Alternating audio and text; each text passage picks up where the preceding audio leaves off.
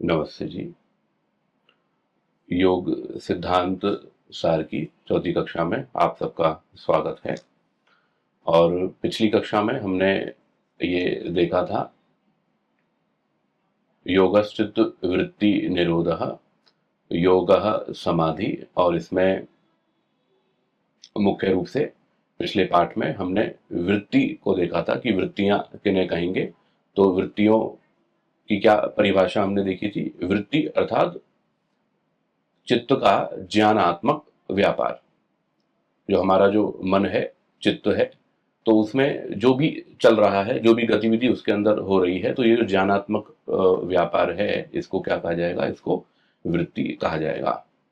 अब ये हमारे मन के अंदर अनेक प्रकार की वृत्तियां, विचार और परिस्थिति जो है वो चलती रहती हैं।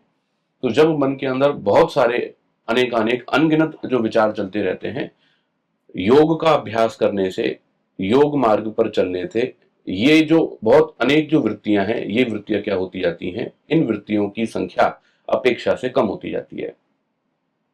सबसे बड़ा जो लक्षण है योगाभ्यास का, कि ये व्यक्ति योगाभ्यास करता है या नहीं करता है, उसका सबसे बड़ा जो पैमाना है वो पैमाना ये है कि आप देखेंगे कि सामान्य व्यक्ति की अपेक्षा उसके मन के अंदर जो तनाव की जो स्थिति है और विचारों के आधिक्य की जो स्थिति है, वो निश्चित रूप से कम वहां पर देखने को मिलेगी। परिस्थिति विशेष हो तो एक अलग बात है, नहीं तो वहां पर कमी आपको देखने को मिलेगी। साधक जब अभ्यास करता हुआ उसको कम करता है और कम करता है, बहुत सारे विषय वो अपने मन के अंदर रखता है। जब बहुत सारे विषय अपने मन के अंदर रखता है और उसकी एक ऐसी स्थिति आ जाती है कि वो अपने मन में उसको भी नियंत्रित कर लेता है और नियंत्रित कर लेता है। जब नियंत्रण बहुत अच्छे स्तर का हो जाता है और विचार फिर उसके नियंत्रित होकर के केवल एक पर केंद्रित हो जाते हैं, एक विषय पर केंद्रित हो जाते हैं, एक विषय पर फोकस हो जाते हैं, तो वो जो है वो फिर शास्त्रकार इसको कहते हैं, ये क्या है? ये असंप्रज्ञात समाधि है। इसको संप्रज्ञात योग के नाम से शास्त्रकार ने कहा। तो हम ये देख चुके थे, पिछले पाठ में हमने ये सारी बातें देखी थी। तो ये जो है ये एकाग्र भूमि के अंदर ये स्थिति बनती है। और जब ये एक वृत्ति जो है, ये एक वृत्ति भी जब हट जाती है और जब चित्त के अंदर सब प्रकार की वृत्तियां पूर्ण रूप से वहां से हट जाती हैं, और ये ऐसे नहीं हो जाता है, ये प्रयत्न साध्य होता है, पुरुषार्थ करने से ऐसा होता है। और जब ऐसी स्थिति बन जाती है, इसको चित्त की निरुद्ध अवस्था कहा है। चित्त क्या हो जाता है? ये जो असंप्रज्ञात योग है, असंप्रज्ञात जो समाधि है, असंप्रज्ञात समाधि में चित्त क्या हो जाएगा? चित्त हमारा पूर्ण रूप से रुक जाएगा। तो जब चित्त हमारा पूर्ण रूप से रुक रहा है, इसको निरुद्ध अवस्था कह रहे हैं। तो यहां पर एक बात ये ध्यान देने की है कि निरुद्ध अवस्था, चित्त के रुकने की अवस्था, मन के रुक जाने की जो अवस्था है, जिसको कि असंप्रज्ञात कहा है, इसका मतलब ये बिल्कुल भी नहीं है कि मन वहां पर कार्य करना ही बंद कर देता है। अगर कोई इस निरुद्ध अवस्था को इस अर्थ में लेने लगे कि अब तो वहां पर चित्त का काम ही बंद हो गया, चित्त का केवल और केवल जो ज्ञानात्मक व्यापार है, जो वृत्त्यात्मक जो व्यापार है, जो वृत्ति है, जो मन के अंदर जो विचार चल रहे हैं, वृत्तियों का विषय और आगे बहुत विस्तार से शास्त्रकार कहेंगे। तो अभी के लिए हम ये समझेंगे कि मन के अंदर जो अनेक प्रकार की जो वृत्तियां हैं, वृत्तियों वाला जो विषय है, वो विषय वहां पर निरुद्ध हो जाता है, वृत्तियां वहां पर रुक जाती हैं। लेकिन मन का केवल इतना ही काम नहीं है कि मन के अंदर केवल वृत्तियां ही चलती हैं। शास्त्रकार ने यह कहा है कि मन के अंदर वृत्तियों के साथ साथ में भी मन के ऐसे भी और धर्म हैं जिनको कि शास्त्रकार ने अपरिदृष्ट धर्म के नाम से कहा है। हम जब आगे देखेंगे तो देखिए, शास्त्रकार ने कहा है कि जो चित्त है, उस चित्त के दो प्रकार के धर्म हैं। एक तो धर्म है जिनको कहा है परिदृष्ट, और जो दूसरे जो धर्म है, दूसरे उसको कहा है अपरिदृष्ट धर्म। धर्म का मतलब है प्रॉपर्टीज। तो चित्त हमारा एक तत्व है। इस चित्त तत्व के दो प्रकार के धर्म कहे हैं, दो प्रकार की प्रॉपर्टीज जो है वो शास्त्रकार ने कही है। तो एक है परिदृष्ट। परिदृष्ट को हम सीधी भाषा में कहेंगे तो परिदृष्ट का मतलब होगा जो हमें अनुभव में आ सकते हो, जो अनुभव गम्य है, जिनको अनुभव किया जा सकता है, जिनको हम रियलाइज कर सकते हैं, वो क्या है? मन के परिदृष्ट धर्म है। मोटी भाषा में कहें तो ये हो जाएंगे विजिबल। लेकिन विजिबल कैसे? मन के द्वारा, अनुभव के द्वारा, अनुमान के द्वारा इनको जाना जा सकता है। जैसे चित्त की वृत्तियां हैं, तो हमारे मन के अंदर क्या विचार चल रहे हैं हमें पता रहता है ना। अभी मन के अंदर, हमारे अंदर द्वेष चल रहा है इस वस्तु के प्रति, अभी हमारे मन के अंदर राग चल रहा है, इसके अंदर हमारी आसक्ति है, ये पता रहता है ना हमें। तो यही क्या है? यही परिदृष्ट धर्म कहलाता है।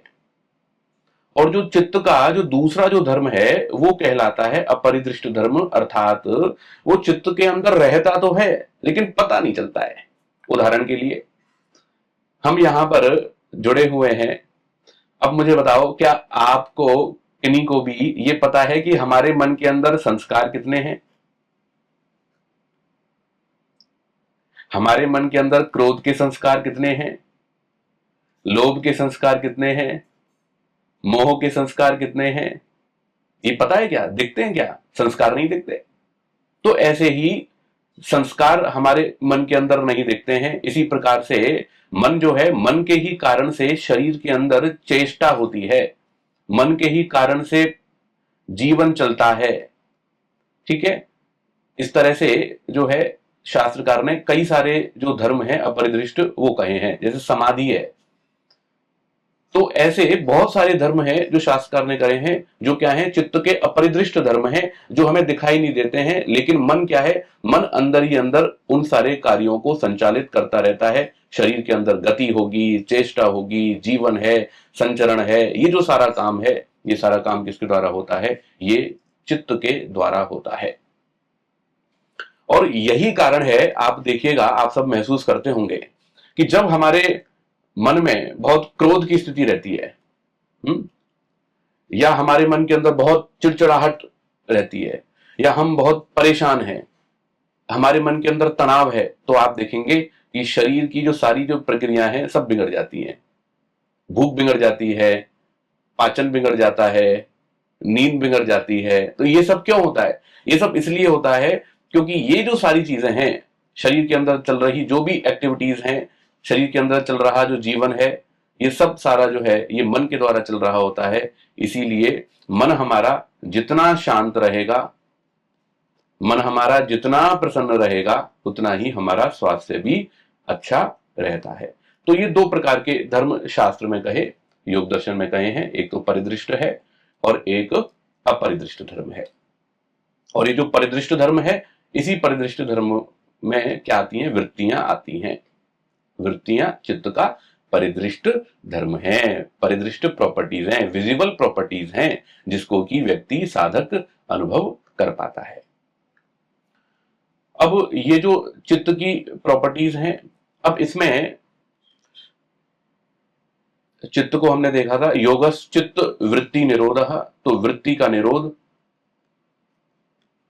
अब जब वृत्ति का निरोध जब साधक करेगा, वृत्ति को जब रोकेगा, नियंत्रित करेगा, तो फिर क्या स्थिति बनेगी? उसका परिणाम क्या होगा?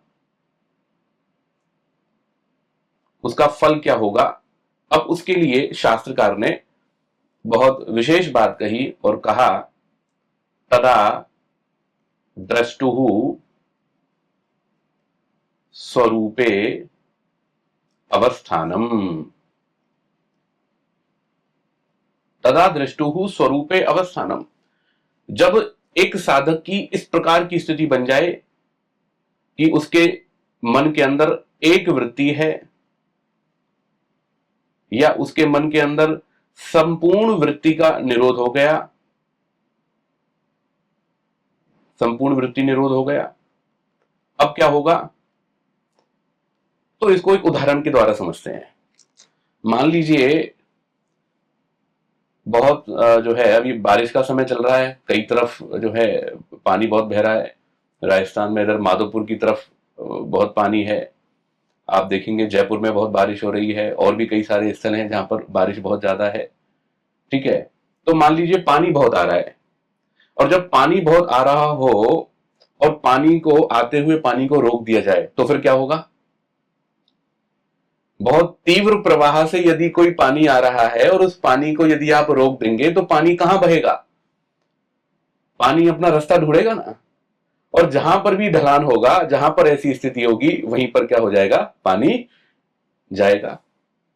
तो ठीक उसी प्रकार से जैसे पानी के बहाव में स्थिति है कि जब हम पानी को अच्छी प्रकार से रोक दें एक तरफ, तो पानी जो है वो किस डायरेक्शन में जाएगा? जहां पर ढलान होगा, जहां पर ऐसी अनुकूलता की स्थिति होगी, वहां ना जाकर के पानी उधर की तरफ चला जाएगा। अगर रोका अच्छे से नहीं है तब तो उसको तोड़ करके निकल जाएगा। ठीक है, अगर पानी को अच्छे से रोका हुआ नहीं है तो उसको तोड़ करके निकल जाएगा। और यदि पानी को अच्छी प्रकार से रोका हुआ है तो पानी जो है वो अपनी दिशा तय कर लेगा, और जहां पर ढलान है, जहां पर उसको अवसर मिलेगा, वहां पर चला जाएगा। तो ठीक यही जो प्रोसेस है, यही प्रोसेस हमारे मन के अंदर रहता है। तो मन के अंदर जब बहुत सारी वृत्तियां हैं, उन बहुत सारी वृत्तियों को हमने क्या कर दिया? उनको तो हमने नियंत्रित कर दिया। ठीक है, ये बहुत सारी वृत्तियां चल रही थी। अब बहुत सारी वृत्तियों से मन को हटा करके हमने एक वृत्ति की स्थिति मन के अंदर हम लेकर के आ गए। ठीक है, तो अब क्या स्थिति बनेगी? तो यहां पर शास्त्रकार का कहना है कि तदा, तदा मतलब उस स्थिति में क्या होगा? दृष्टु, दृष्टु मतलब आत्मा। ठीक है, तो क्या स्थिति बनेगी आत्मा की? स्वरूपे अवस्थानम।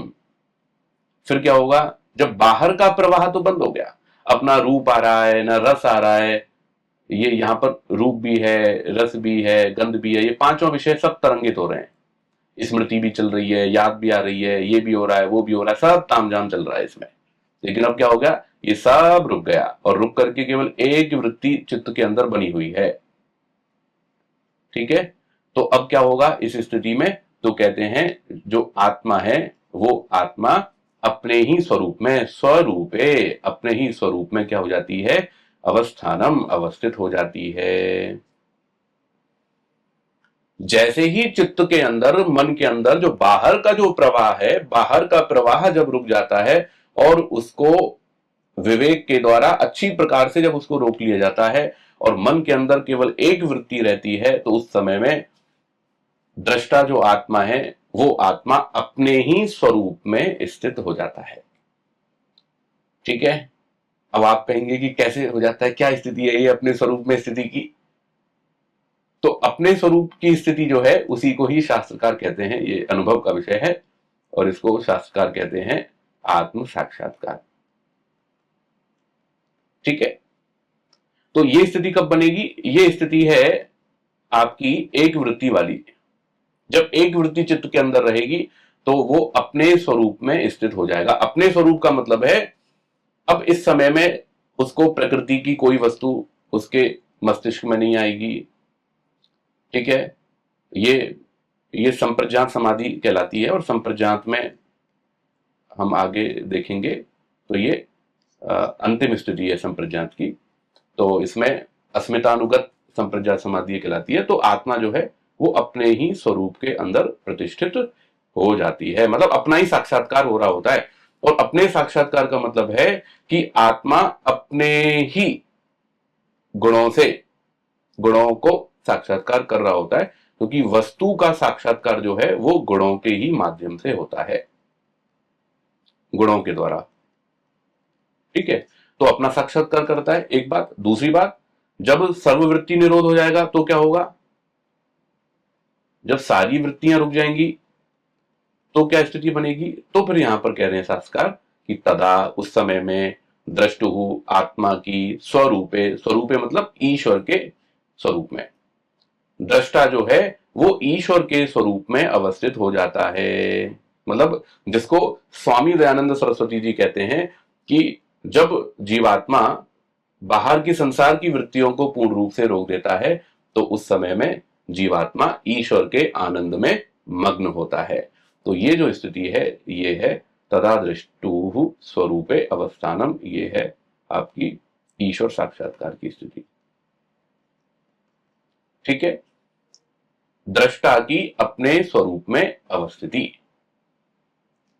अगर मान लीजिए ये जो दोनों परिस्थिति हैं, ठीक है, अब ध्यान दीजिएगा इसमें, शास्त्रकार कह रहे हैं कि जब योगस चित्तवृत्ति निरोध हो जाएगा तो क्या होगा, बोले तदा दृष्टु स्वरूपे अवस्थानम, आत्म साक्षात्कार होगा और ईश्वर साक्षात्कार होगा।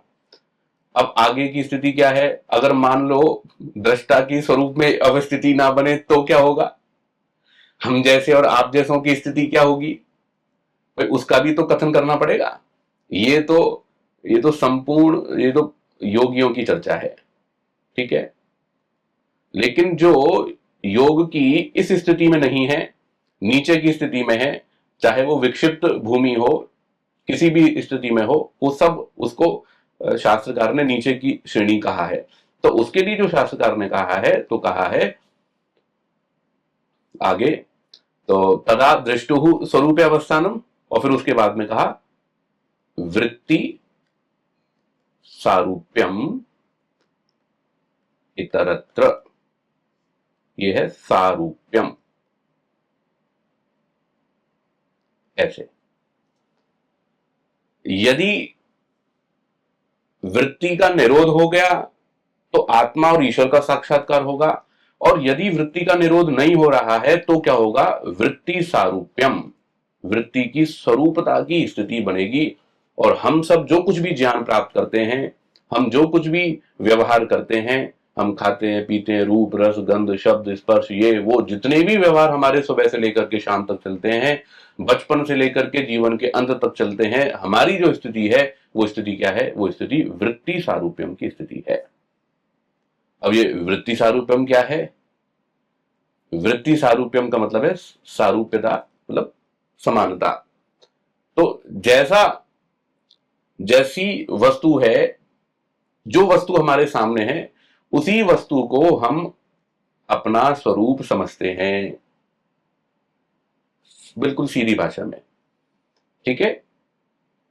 कोई भी वस्तु है, व्यक्ति है, स्थान है, कुछ भी है, ये मान लीजिए ये एक्स है, कोई भी है, ये मान लीजिए हमारा कोई प्रियजन है, ये कोई वाई है, ये हमारी कोई मनपसंद मिठाई है, जेड है, ये कोई हमारे मनपसंद कपड़े हैं, ए है, ये कोई हमारा मनपसंद लैपटॉप है, बी है, ये मनपसंद मोबाइल है, सी है, ठीक है, ये हमारा मनपसंद कमरा है, डी है, कुछ भी है। तो जो भी हमारा प्रिय है, जिससे भी हम व्यवहार कर रहे होते हैं, उसी को क्या मानते हैं, उसी को ही हम अपना स्वरूप मानते हैं, ठीक है। तो जैसी वस्तु है उसी वस्तु को अपना स्वरूप मानना, ये क्या है, इसको वृत्ति सारूप्यम कहते हैं। तो जैसी वृत्ति है वैसा ही हम अपने आत्मा में समझते हैं, इसी को ही वृत्ति सारूप्यता की स्थिति में शास्त्रकार ने कहा है, ठीक है। अब इसमें हालांकि ये अपने आप में बहुत दार्शनिक विषय है कि वृत्ति सारूप्यता किसे कहते हैं। आगे जब ये विषय चलेगा तो और विस्तार से हम देखेंगे इस विषय को, और गहराई बहुत है इस विषय की, तो धीरे धीरे ये विषय आएगा। दूसरे पाद में भी इस विषय को शास्त्रकार ने कहा है। मोटे रूप में आप इसको ऐसे समझ सकते हैं कि जैसे मान लीजिए ये आत्मा है, ठीक है, और ये मान लीजिए ये चित्त है। आत्मा जो है वो आत्मा किसको देखता है, आत्मा इस चित्त को ही देख रहा होता है। एग्जाम्पल देना है, एग्जाम्पल तो बहुत बढ़िया है इसमें, जैसे हम टेलीविजन देखते हैं, ठीक है, तो टेलीविजन देखते हुए क्या रहता है, देखने वाला एक व्यक्ति रहता है, यहां पर स्क्रीन रहती है। तो अब ये जो व्यक्ति है, ये व्यक्ति क्या देख रहा है, इस टेलीविजन में जो चल रहा है, बस उसी को देख रहा होता है, बस यही स्थिति रहती है ना। व्यक्ति जो है क्या देख रहा है, जो स्क्रीन पर चल रहा है, स्क्रीन पर जो है बस वही दिखेगा उसको, वो जो चाहेगा वो नहीं, स्क्रीन पर जो दिख रहा है वो दिखेगा बस। ठीक इसी प्रकार से अब आप बिल्कुल यही स्थिति आप मान लीजिए, यहां पर भी ये स्थिति है, ये आदमी का मतलब ये आत्मा और ये टीवी का मतलब ये चित्त, बस एज इट इज स्थिति है। तो चित्त में जो चलता रहता है, बाहर क्या है, बाहर ये सारा संसार है, रूप रसगंध वगैरह वगैरह, ठीक है। अब कोई व्यक्ति है, एक्स वाई जेड कुछ भी है, तो चित्त में जो होगा आत्मा जो है बस उसको देखता रहता है, बस आत्मा और कुछ नहीं करता है। हनुमान जी, समझ में आ रहे हैं ना, आत्मा कुछ नहीं करता है, बस जो हो रहा होता है चित्त में बस उसी को ही बस देख रहा होता है, दृष्टा भाव उसका रहता है। इसलिए पतंजलि मुनि ने यहां पर इस बात को कहा, दृष्टुहु, दृष्टा है ये आत्मा। सब कुछ जो चलेगा, जो परिवर्तन होगा वो चित्त के अंदर होगा। तो आत्मा जो है योग से भिन्न अवस्था में, सांसारिक अवस्था में, वो चित्त में चल रही स्थितियों को दृष्टा भाव से देखता रहता है, देखता रहता है, और देखते हुए उसी को ही अपना स्वरूप मान रहा होता है। ये क्या है, इसी को ही वृत्ति सारूप्यम कहा है।